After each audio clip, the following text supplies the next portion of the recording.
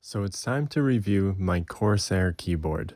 I've had this bad boy for 8 years. I'm totally surprised that it's actually been that long, but I have had it for 8 years, and I don't plan on getting a new keyboard. That's the key. This is a really, really solid unit, and it's what got me onto Corsair products. It's a solid product, but first I want to talk about the sound it makes.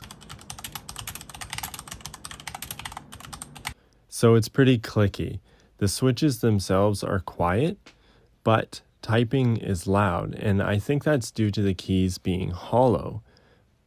This might bother some people, but I actually like the sound of the keys. I find it kind of soothing.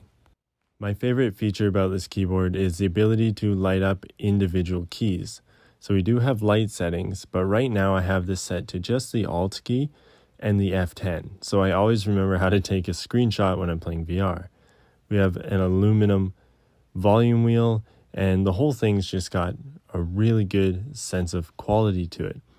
The housing itself is aluminum, which is really nice. I've dropped this a few times and it's still in good shape. It comes with these textured keys for gaming. It's really awesome because you don't have to be looking at the keyboard to tell exactly where your fingers are.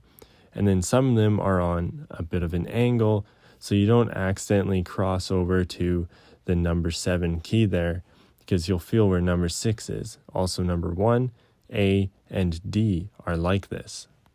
The other textured keycap is the spacebar. It's not hard to find, but it's nice not to have your thumb sliding around on it. The wrist rest is pretty middle of the road. It's not soft, it's actually hard. However, I don't find it uncomfortable. I don't typically use it though because I don't need it, although I did use it for a long time. Like I said, middle of the road. One of my other favorite features is the USB port on the back.